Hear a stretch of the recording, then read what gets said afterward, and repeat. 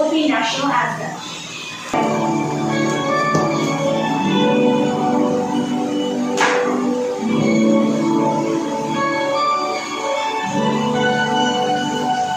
I'm so glad, my Lord, I can see you. And all the loving things so far and true. I see you in the beauty of the flowers and the rain. I see you in the gleaming light, all the sweet refrain. I'm so blessed, my Lord, I can see you.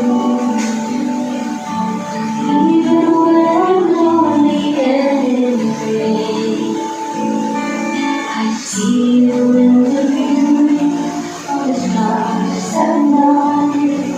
I see you in the breath and feel alive. I see you, Lord, sorrow and happiness.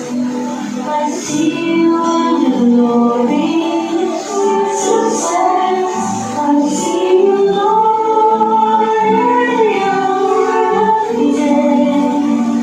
I can see you, Lord, never away.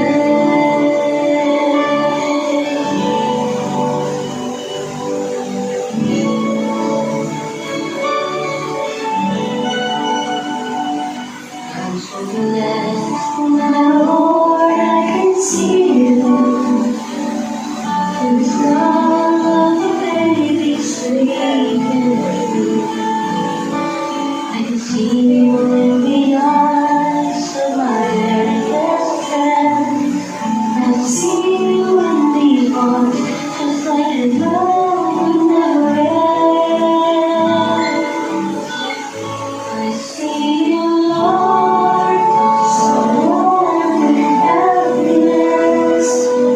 I see you in the glory of sweet success. I see you, Lord, every hour, every day.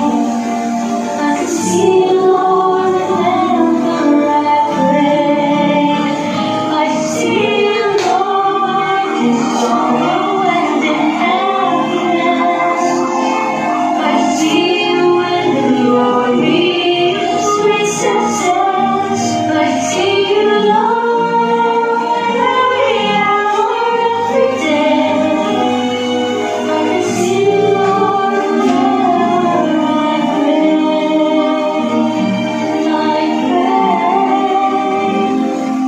I can see you, Lord, whenever I pray.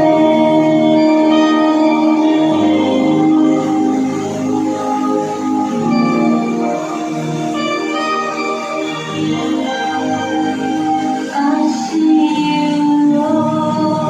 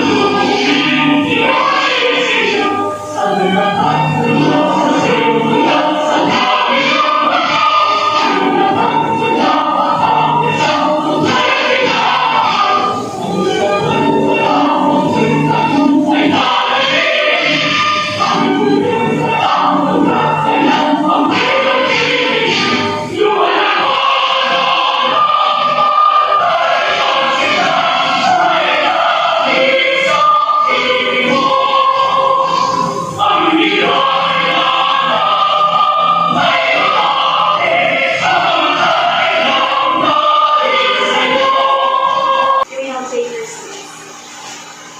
Once again, maayong buntag natong tanan. First off, I am Maria Chela Cervantes, a third-year college student of Bachelor of Technology and Library Education at CTU Moalboal Campus. I am very pleased to be part of this event as one of the facilitators extending knowledge and skills development in relation with the design thinking process, emphasizing clothing construction.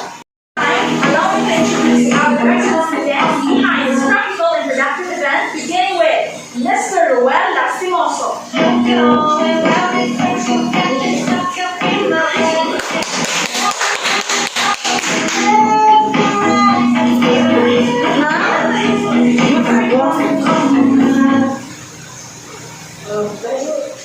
Miss Shirley Ann May Navarro. And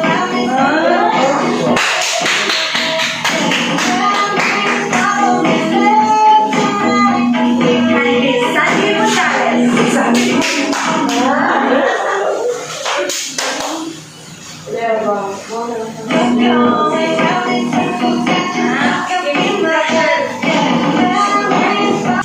Before we take this seriously, I would like to ask for your humble participation before standing up again for our icebreaker to eliminate the tensions, stress, and other things that occupies our mind and body. Let's go, everyone!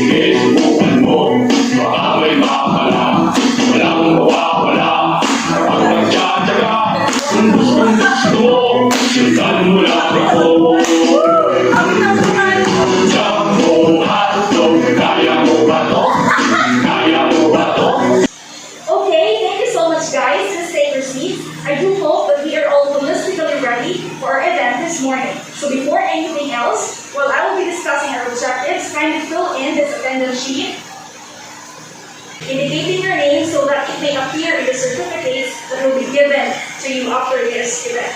Ms. Shirley Ann May Navarro, please give this to the person sitting in the first row.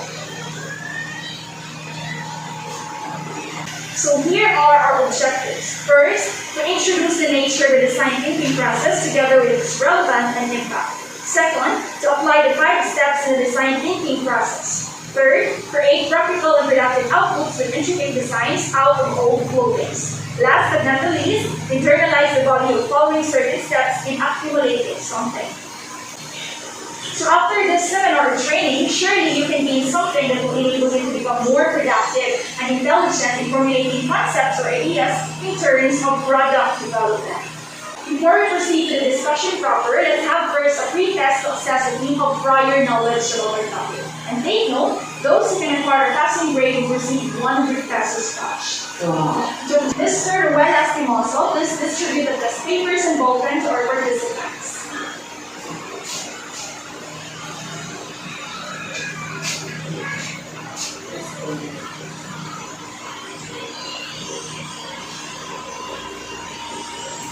Thank you so much, Mr. Ruelas. So you may now begin answering.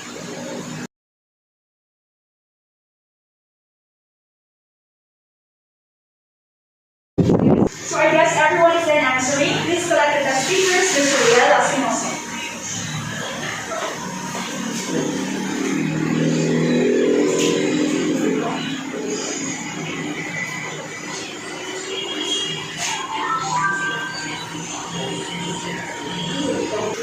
Now look for the checking, but your test papers will be checked by some of our facilitators.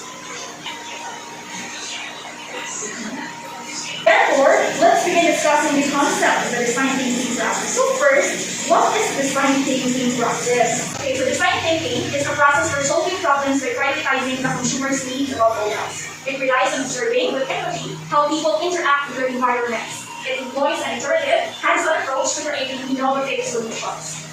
Design thinking important. So today, we will be able to know kung saan importansya ng design thinking process. Why we have to follow such process. So design thinking enables organizations to create lasting value for consumers. The process is useful in any complex system, not just design systems, because first, it aims to solve a concrete human need. So once ma-follow the kanina process, maka-aim sa or maka-generate sa solutions sa mga problema. In what way? Because through the design thinking process, we can outlook what we have to do in order to attain something. Next importance of the design thinking process is it tackles problems that are ambiguous or difficult to define. Meaning, ang concept sa design thinking process, hindi po mga basic or simple na mga problema ang iyong i-attain or iyak ang sulbaran. Kapag yung mga complicated, in relation with science, more experiments, more discoveries, or observations, and next, it also leads to more innovative solutions. Kaya naman, once mag-apply ka ng design thinking process, imo makita sa imong palibot kung sa mga available resources in relation with improvement, development, and technology na imuhang ma-utilize para ang imuhang problema is ma-attain. It leads to more innovative solutions because through design thinking process, we're going to improve the way of thinking or perceptions. It also makes organizations run faster and more efficiently because the design thinking process is considered or surveyed as a blueprint or framework of an organization or group of people on what to do with things in order for the businesses organizations to be successful. Now, let's go to the 5 steps in the design thinking process. That will be first discussed by Ms. Shirley and May Navarro. Good morning once again. How are you? Are you still feeling alright? Okay, that's great. Since you're all feeling great, I have something, or I have a few questions to ask you. Okay. Have you learned something from the first speaker's discussion? Okay. Okay, that's great. Since the background and the importance of the design thinking process have creatively and successfully discussed by our first speaker, I will be introducing to you or discussing to you the first 2 stages or steps in that design thinking process. So first, we have the empathize. Kung saan man yung empathize na stage sa design thinking process. This is all about to research our users' needs. Kung may mga users' needs, it is all about the needs. Kung saan mga goals, hopes, desires sa ato ang users, their problems or their consequence. O siya akong research para maka-dig deeper ka into their problems na kinahanglan ako or akong gusto makuhaan o solution sa ato ang process nga mo or sa atong design nga una-una sa ato ang pagkalihon or to that team. Okay, just like for example, magkakang example ninyo, since ang atong training is all about clothing. So akong example is ninyo will be focusing on clothing. For example, I will be launching or I am planning to launch a business, a clothing company in Alandria, and my target, of course, my target users or consumers will be the residents in this town. And then, how could I empathize or how could I know their goals or their desired clothing kung dili ko mo interview or dili ko makita ways na ma-empathize na ako sila or ako ang ibawan ang mga kinahanglan nila in everyday or daily lives nila. Kinahanglan ko na ito, more than include sa ato ang process. And we can do empathize people through interviews. Through interviews, there is a developing empathy towards people. So, kinahanglan ko silang buhat through interviews or atong ikot na atong kaugalingon sa ilang shoes for us to gain knowledge or insights of what they have need or what they need and what they feel or how they behave in that certain society so that we could create or make a concrete solution or something like a concrete statement, a problem statement para sa ating design thinking process na hindi mo in a certain, in our certain business na mo ato ang gusto may watch. Just like for example, sa ako ang kakagalingan na example. We can also empathize people through developing empathy towards people. I have already explained to you that a while ago. And then, next way is assuming a beginner's mindset. Kaya naman, panangitan, karon mo kuan ta og training. For example, kami, nga facilitator, of course, kabalo nami, nga mo, sa ato ang ihakan na demonstration ninyo, after all of the discussions will be the basic and speeches. And then, if dili na mo na siya i-discuss ninyo karong pag-ayo, dili mo makakuha or dili mo portray later, kung dili mo adapt sa kung sa inyong nahibawan karon. That's why, ang pagpapaguna karon is na explain ninyo from the very start, from the very beginning, kung asa ka pwede or asa ka mag-start, kinahanglan mag-start until dito na sa what do you call this, the deepest part na yun niya na ma-portray na tayo para maka-portray mo karon sa kung sa activities na ihatag niyo. Okay? And the next way for us to empathize or to bring ourselves to the shoes of others is that we must ask what, how, and why. Kaya naman, through these questions, halimbawa na kung how they feel. Kung saan gusto ninyo, kung saan dibati ninyo karon. Nga naman dibati ninyo na. And how. Di kung saan ninyo dibati pa ninyo ng kaanyang. Okay. And then, next is the photo and video user-based studies. Sa diri yung way is that ang atong kuan is what do you call this?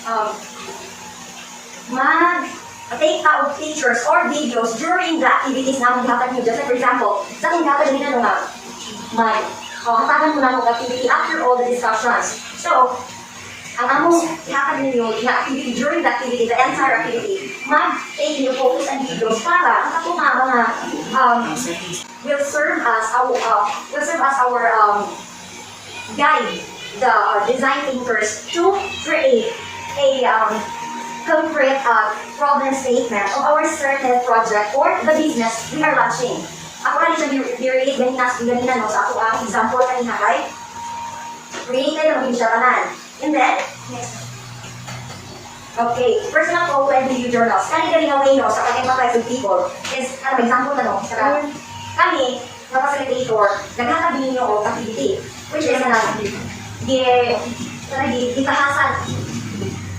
itahasan ka mo o pagpahimo or papahi o case baron, and then we are not supervising you in the entire activity. You are just the one who take a video or photos during your entire activity, and that's what we call a personal photo and video journals. And that would be our guide para magiyahan mo dito sa among aim na problem statement na among gusto mahimo to the entire na amo ang plano sa pag-launch sa among business. Kaya kung saan mo pagkabalo na mao dili imong lacking, diha mo wala mo na inyong need. Kung dili ni makuha og what we call this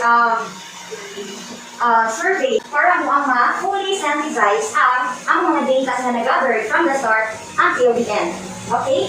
And next way to empathize people is just through interviews. Kaya naman, huwag yung siya dress mo yun. Kaya naman, di rin nato mahimo ang one-on-one interviews. It's either ako kasi nga sa ilang balay or through barangays, but kaya sa amin ako di example rin na nga, mag-interview ka or kami na team, mag-launch ni of business, which is the clothing company dito sa Alegria. And then, ang target users or consumers is ang entire residents in Alegria. In the time until the appeals na namuyo dito, ang pwede na siya one-on-one interview para ang mahibawaan ang ilang needs kung sa ilang ginagawa everyday. Jacket ba, t-shirt ba, underchief ba, or whatsoever they needed everyday sa ilang pagtrabaho or sa asa sila punta.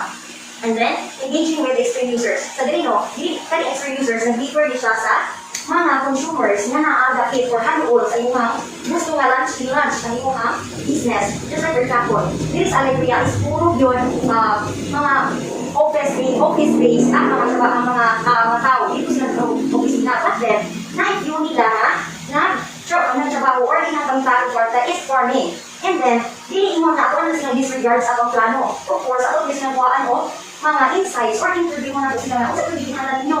Mag-jacket mo ba, magpandira mo, magrama mo, or mag-swimsuit mo ba, na. And then, ang kala sila ng mga Kaya sila mga kuan, mga insights, ako na akong gather nila, of course, napuno na sila sa ako ang analysis o ginatuon. And then, okay, the next way is analogous empathy. Saan yung analogous empathy, no? Is that we are comparing the ideas, sa atong ideas into other ideas, or sa mga problems na o problems sa ato is isa na ang tao. And then, mura ka mag-yung Venn diagram ni Ali nga. Dili, maulit ato ang differences. And then, at the center would be our similarities. So, kada ang similarities, maulit siya ato ang mga problem statement or our favorite problem statement after sa tanan nga gathering of data. And then, next would be the sharing of inspiring stories. So, dili, of course, team mamita o gather of data. Just like for example, sa mag-lunch of company, no? Dili, ako sa mag-lunch, no? Nakita ikaw di ba? So, panagitan kami po pa, ng mga facilitators ni karon sa inyong katubangan, mag-lunch ni on business, accounting business. Di ba? Muna itong example na inakon. And then, after we gathered all the data from the uphill, and then the town, ang mga nag-gather, nag-interview ng dito, exordi ng dito, and then, nakakuha ng mga data about sa ilang gusto, sa dili, ng mga routine. And then, after, sa mga pag-igong-igong or sa mga meeting, of course, ano na silang i-share ang mga inspiring stories. Just like, for example, sa ako nag-gather ko story na, sa ako yun, i-engage ko physical environment sa users. And then, dito, nakita na na-experience na ko nga, sa baon ay, kinahanglan ko yung kada ay mag-ilis ka o ganang sinina every now and then. Kaya di ka ng symptom na ka. And then, ang mga mababa o di sila maka-afford o mahalon mga sinina, just like ang ma-afford sa mga nasa opisina, kaya doon sila silido. Kaya kanina sa bawal itawon, di maka-kwarta o di maka-ani sa isang baol, di ba? Okay, so diri, akong kinahanglan diri sa akong makamap ani nga problem statement is that kinahanglan ka mag-produce. Kita nga mo launch o company is kinahanglan ka mag-produce o cheaper na mga sinina para makapalit o bitaw na ako ang mga partners. Para na sila kainisan, di na sila mag-gusto, kanila makulong dito, magtutuwa sila Okay, and then we have the last, I think, the body storming. Okay, diri sa body storming, ang mo ko diri is parihap ko diri sa pareho sa example nila ko sa sharing of inspiring stories nila. Kung engage ka sa physical environment sa ato mga users or sa atong targeted consumers. Kung ato ka dito sa ilaha para ma-realize kung maka-dig deeper or maka-gain ka o deeper knowledge or insights sa ilahang problems or sa ilahang needs sa ilang everyday lives. Okay. Okay, okay na compose or components sa ato first stage, which is the empathize, mo kasi mga ways, no? Na pwede na ito ma-portray or ato ang magamit sa ato ang pagpakabuhian sa bukan. Okay, we have the second stage of design thinking process, the define. Okay, so pinaan ang define. Kung ako lang ibutang sa mga original state, your user's needs and problems. Sa primero na stage is ako i-search ang ilang needs. But then, dili sa second stage is ako na-state, kaya nag-gather naman ka o mga data tungkol or all about sa atong users. So we have the two ways or stages na niya siya sa define, na bilong isa sa define. Kung siya itong himuan, after na ito mag-gather ang mga data na gusto na itong maggawan sa na-all about sa ato ang users. First, we have to analyze all the data. Ato ang iputol-putol or ato ang bukol ang atong mga complex ideas or complex problems na atong na-collect during the data gathering para ma-understand nato easier ang mga pasabot ng mga issues or mga consequences na gustong masulba ko sa ato ang mga users. And then, next is to synthesize. This synthesize mo is to organize the puzzle or i-organize na nato ang mga ideas na ako nahimo para maka-create a concrete problem statement na mauni akong gamiton sa next step or stages aning design thinking process. Where my discussion ends, and let's proceed to the third stage of design thinking process, which will be discussed to you. Our third speaker is Sandy Mondares. So once again, good morning everyone. I am Sandy, and now I'll be discussing the third stage of the design thinking process, which is IDA. So unsa man ang IDA? IDA from the root word idea. It generates ideas. So kada ka nga word idea, makakuha ka idea, idea. So this this could be occur if you have something to do. For example, right now, later on, we're going to have the activity which is the pillowcase. We have, butang pa lang ninyo, you gather all the materials, especially the sewing kit, whatever, and that time, maka-generate ng mga ideas around. Dapat sa pag-kuhan nyo sa inyong ideas, inyo nila siya i-organize. So now let's proceed to the methods of ideation. So the first one is the brainstorming. What is the brainstorming? It is good ideas from each other. Di ba pag brainstorming, it's specifically mo-occur na siya sa group study. Di ba? Sa group study, di natin mo makuha ang brainstorming. Everyone will give you ideas. Everyone will have, what do you call this? The talking session. Di ba? Di ka mag-give and take mo idea.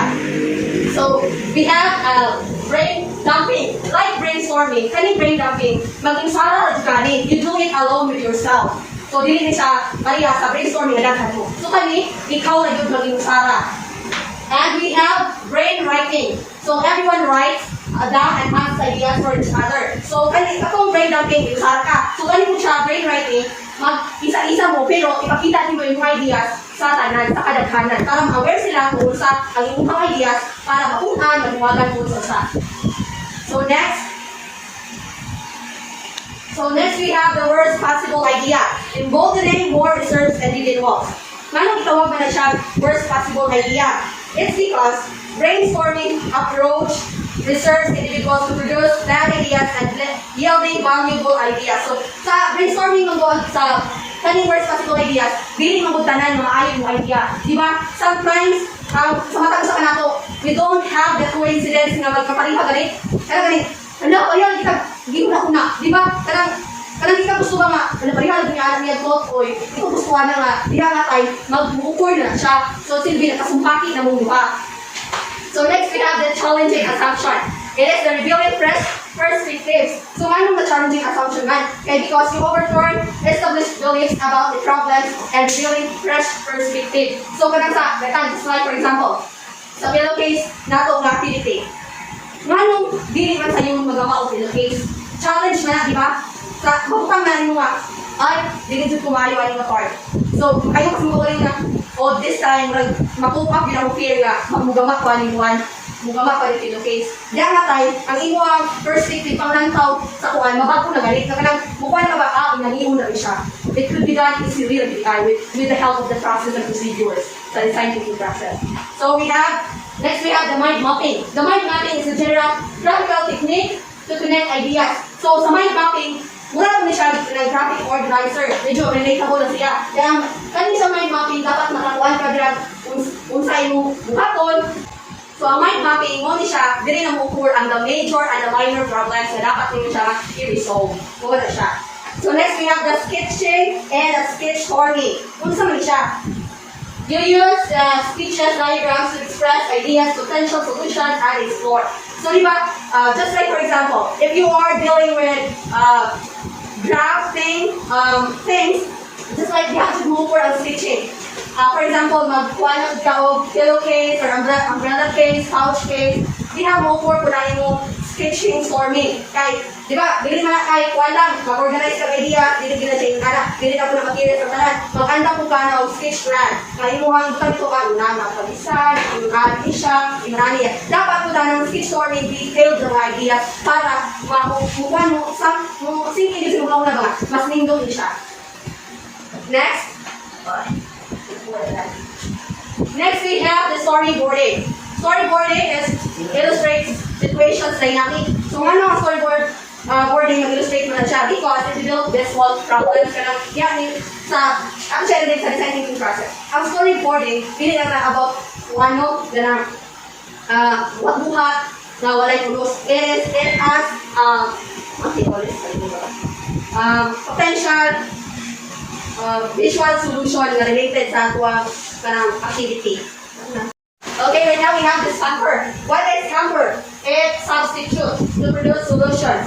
So scamper, you question problems through action verbs. So muna siya ang scamper. Diyan yung ma-adapt ang combine, ang modify, put to another use. Diyan siya mo occur. So next we have the body storming. Ang body storming sad, mo insert diri ang ang role playing. Then, sa akong pagbuhat ng pillowcase, dili na po na sa boring, na po na siya yung mga role playing nga kung tempo interfere.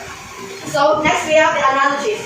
Analogies, comparisons to communicate ideas better. So, sa analogies, kapag iwan yung share yan may lately, dito na ito makita nga ang kakahian. We have the similarities, the comparison, and the category, the contrast niya. Kung makita niyo sa Venn diagram na nagto. So, para maka-generate yung good ideas, gamitin niyo ang analogies. So, we have provocation. You use extreme literal thinking technique to challenge this of the beliefs and explore paths beyond. Movement. We have movement. So now let's continue. We have the fourth stage of the design thinking process, which is the prototype. What is prototype? Kung sa'yo masuto yung nga word para ng prototype. Ang prototype is a product built to test ideas and changes until it resembles. What are the types of prototyping? Number one, non-shy sketches and diagrams. It requires artistic drawing skills to reserve its purpose. So, what is that? The paper interface, it is so-called digital products. Mula siya, digital products na sa paper interface. Makita rin mo siya sa kung mag-conduct na dito o kanang activity, na diha rin mo siya magamitan o just like picture taking or documentary para sa documentation. So we have the storyboard. Prototyping storyboards allow you to visualize and present it in a series of images or sketches. So storyboarding din lang kayo siya more on narrative. Kanang mga pala, mga paragraph, kanang mga dagan kayo mga words. Pero dili naman mas enjoyable ang storyboard kay. Makita niyo, ma-enjoy po ka ba kay sketches and mga drawing, so dili siya boring. So, role playing, experiential prototyping. And we have next the physical models that build the prototype for testing. So, from the word pa lang na testing, makita naman siya, physical models, dili lang na siya for the appearance, sa parang ng physical na gina siya, o laras. So, we have now the wizard of Oz prototype. Prototype which will take functions. Nana siya yung mga, dili ka ng, adversible, ka ng dili, maayo, gamiton. Yes, we have the user-driven prototypes. It does not test on users, but allows the users to create some design. So, kaning user-driven prototype, it allows you to create some design na inyong gusto, na inyong desired output. And in this juncture, I will call the next speaker, which is Mr. Ruel Espinosa, to discuss the next topic. Good morning once again. Okay, let's move on to the final stage, which is the test. Try your solutions out. Test the fifth and the final phase of the design thinking process, where you test solutions to derive a deep understanding of the product and its users. So try your solutions out. So evaluators rigorously test the prototypes. Although this is the final phase of design thinking process, is iterative. Teams often use the result to redefine one or more further problems. So you can return to previous stages to make further iteration, alterations, and refinements to rule out alternatives and solutions. So the designers or evaluators test the complete product using the best solutions identified in the prototype stage. So this is the final stage of the 5-stage model. However, in an iterative process such as design thinking, the results generated are often used to redefine one or more further problems. So this increased problems and understanding may help you to investigate the condition of use and how people think, behave, and feel towards the product, and even feed you to the look back of the previous stage in the design thinking process. The ultimate goal is to get as a design understanding of the product, and that is the use of its user as possible. Okay, let's move on to the common tools in sewing. So as you learn how to sew, it can be overwhelming when using all the different sewing tools available to you. So there are lots of options, but you can get by with only the essentials, and this is the last and the perfect guide to sewing rather. So choose the sewing tools you need and build your own sewing kit. So first, the tip measure. Next is the pins or the pin cushion. And the fourth one is the hand sewing needle. One is the sewing needle reader. The seam ripper. Sewing scissors. Pin shears. Pressing tools. Next. Backing. Machine manual. And sewing machine seam guide. and fabric rotary cutter, rotary cutting mat, and the last one is the rotary rulers. So those are the common tools in sewing. Thank you. Okay, before we proceed to the proper activity, let me introduce to you first the basic types of hand stitches or the different types of stitches. First, we have the straight or the running stitch. This type of hand stitches is the most basic of the hand sewing stitches. It has many variations according to the requirement. Second is the basting or the tacking stitch. It is the same as the running stitch but with longer stitches between 1/4 and 1/2 inches. You can do it straight also instead of slanting as in the running stitch. Third, we have the back stitch. A hand-sewn back stitch is a strong, reliable stitch. Before sewing machines, all clothes were built with by layer upon layer of back stitches. Fourth, we have this patch stitch or the cross stitch. You can use this stitch to finish hems with fabric that doesn't fray and to tack facing invisibly. Fifth, we have the slip stitch or the blind stitch. This is the most used stitch for hems and other finishes. It's almost invisible and clean when it's done right. And then sixth, we have the blanket stitch or the buttonhole stitch. If you want to sew eyelets or buttonholes by hand, learn the buttonhole stitch. And then we have the fell stitch. It is known for a click stitch, which is one layer of fabric, which is generally a folded or selvage edge that is stitched to another. It's quick, strong, and flexible. The piece sewn on with a fell stitch can move somewhat like a hinge, and that makes it good for installing linings. We have also the overcast stitch. It is one of several types of hand stitches. The purpose is to prevent the unraveling of the fabric. And we have the whip stitch. The whip stitch is a simple stitch used in both sewing and crocheting. 9 basic hand stitches.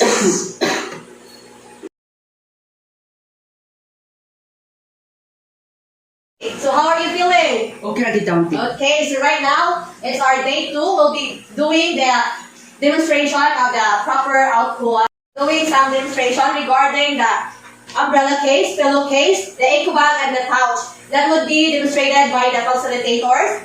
Let us all welcome Mr. Ruelas Timoso, Miss Shirley Ann May Labadia, Miss Cabantes Maria Jula E. So these people will doing the demonstration of the umbrella case, pillowcase, the eco bag, and the pouch.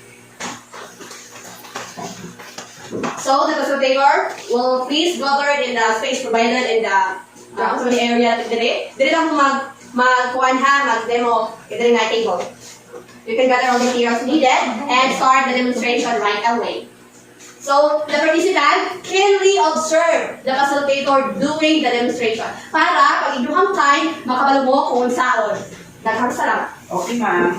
So, if you have like sa inyong mga tayo, mga days, mga kakubig, ako na sa inyo ha, you have to know na pwede ninyo magamit, pwede ninyo siya ma-transfer, pwede mo pillowcase, umbrella case, eco bag, or pouch. All you have to do is to gather the materials needed na basic mga materials for sewing, like tape measures, scissors, and your sewing kit, including thread and needles.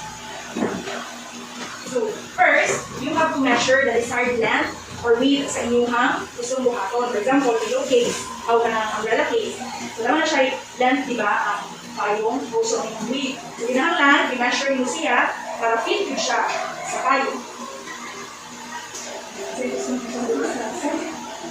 So sa pillowcase, man mong support sa imong desired length of width sa imong pillowcase. So mag-proceed na ka sa pagtahi. So sa akong magtahi ka, i-generate ko na akong idea kung sa akong desired outcome. No, dili na kay plain, kay boring, bukan na sa design. So na-apply na ko dili ang idea, which is the second stage sa designing process. Okay, in my case, no, ang akong hinukay, eco bag, and you don't need to measure this since kung ano siya, old clothing ni mo siya, hindi na siya magamit. But then, pwede pa rin siya magamit through embellishment. So, yung mo namin, ako rin ikat ang iyahan, read up sa iyang shoulder. Ano siya? Ingat ani.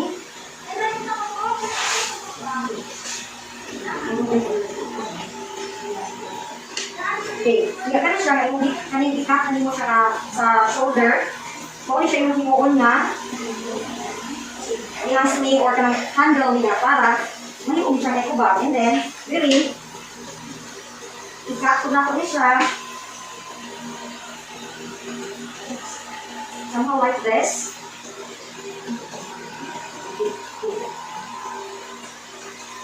Okay. Okay, so upon making an umbrella case, syempre na atingin mo ang mga wizard length, ang mga wizard width. Ang imong kuraton, if na-pin, pwede mo i-pin the skid, pwede mo i-pin, pwede mo i-pin the skid. Afterwards, magpahin ng skid. Wala, sa yun. Okay, so whatever, kung sa gusto nyo nga, kahit sa stitching, gusto nyo na-apply, pwede ka ayo. Kung sa gusto nyo kung mag-apply ka, pwede ka na. Basta napahin lang siya nga. Maka-ensure ka ba nga, liquid siya. Kaya na-paper ko sa inyong himok na material. Okay, sa kung anong kung part kay kuan. Pero ganing datay kanang dili na magamit ng mask kanang parehara po ang style. So, para ma-utilize ang mask, pwede na to siya mahimo di ay pouch. So, imo ra ning tangtang ning diri kaning para kaning hadlo nga para sabit sa lima, imo ra ning tangtang kaning sa left and right, imo ra ning tangtangon. Then ikaw man, imo siyang tangion diri sa isig kakili, pero sugaan mo diri sa center para butahan sa imong mga sisiyo, barol, mga mga coins ba, sa tingin ana. So, mawala na siya. Or kung yun na pwede mo ka nang butangan mo siya zipper. Para, ano ba siya? Tingnan na. Oh, dali na po siya makuhaan. Di ba na-utilize ang mas na? Pinatuloy ka nang magamit pa di siya. Sa ato kay dito laban. Ano, nakawalo ka pwede ka yung main siya pa. Pwede po siya kanang katulad isabit-sabit sa Christmas tree mo rin siyang pinipol. Magamit siya tanan. Pwede siyang yung design. Diba? Ano na sa yun? Muna siya. Hindi siya tayon sa isikakili. Muna siya gitawag ko, running stitch. So, buwan siya buta sa pilot A. So, muna natin sukod, na, malapagpat. So, karoon, mag-back stitch pa. Tapos siya, tayon. So, nani ang pagbuwan sa pilot A. So, mo tayon, pa-back stitch ka pa, para di ka mag-lisod. Ito pong ginaha para dili mag-sumpati. So, pahit time.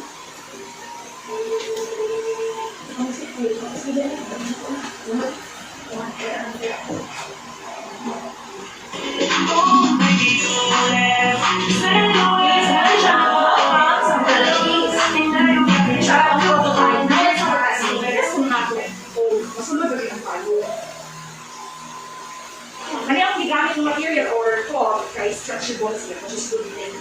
Na may ibang umbrella kay ang boating. So, pwede siya sa boating umbrellas. So, na kay umbrella case. It's very important na natin mag-case ng mga pangkupang, balik ng rakas, arrange kayo siya, ano. At the same time, magpapit ka na good ang surface sa imong mukha. Ito, sa umbrella. So, nag-federate siya. So, di ba? Ano siya itong testing? Okay, so this is our finished product no sa ato ang eco bag. Kung ginawa is, nag-applique ako, akong butang ang flower ng figure, and then really para natin siya contrast sa color. So, maybe you have wondered no anong eco bag akong hindi mo. Based siya sa ato ang i-discuss kanina, which is the 5 stages sa design thinking process. So, ang i-base ang isa ko, pagaling mo no, na dapat kayo kung mga sinila or mga clothing na old, and then hindi na nakuha gamit. That's why, ang kanang mga ideas na ako na-generate into this design, mawag siya, may muna kang eco bag, and then magamit na rin siya na ko wherever I go.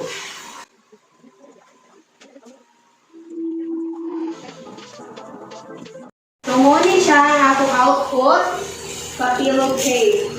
So, nag-generate na ko rin ang ideas na magbutang ko rin ang kanang sibire, handa kay kung maghalay ka, dito na kayo kapatakag sablay. So, pwede na siya nimo isangit para easy access na siya. So, muna siya. Oh.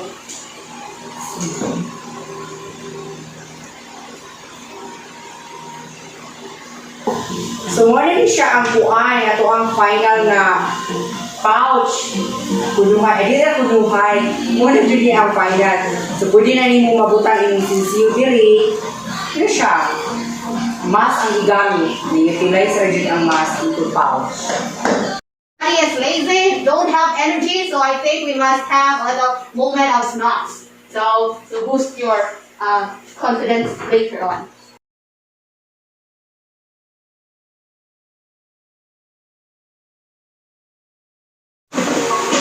So now, in this juncture, I request the participants to gather in the center and Juan, kailangan nyo lang i-demo sa my demo.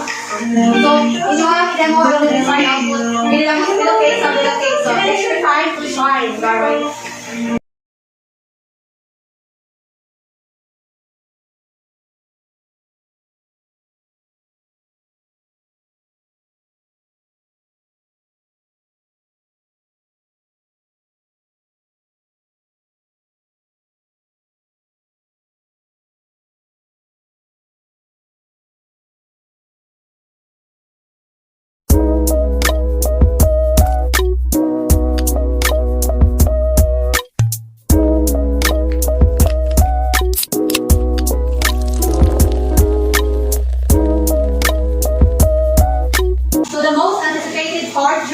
training has finally come, which is the distribution of certificates of the participants for their participation in the said training today. So I will read to you the citation of the participation. Certificate of participation is given to Ronald Davila, given this on the 11th day of July 2022, for his valuable contribution in participating or design thinking process training. Certificate of participation is given to John Joseph Elisha, given this on the 11th day of July 2022, in his valuable contribution in participating or design thinking process training. So, now let's move on to the award. For the major award given to John Joseph Elisha for his outstanding and excellent output in the design thinking process. So the best in creativity and originality is given to Mr. Ronald Davila. So thank you everyone and keep up the good work.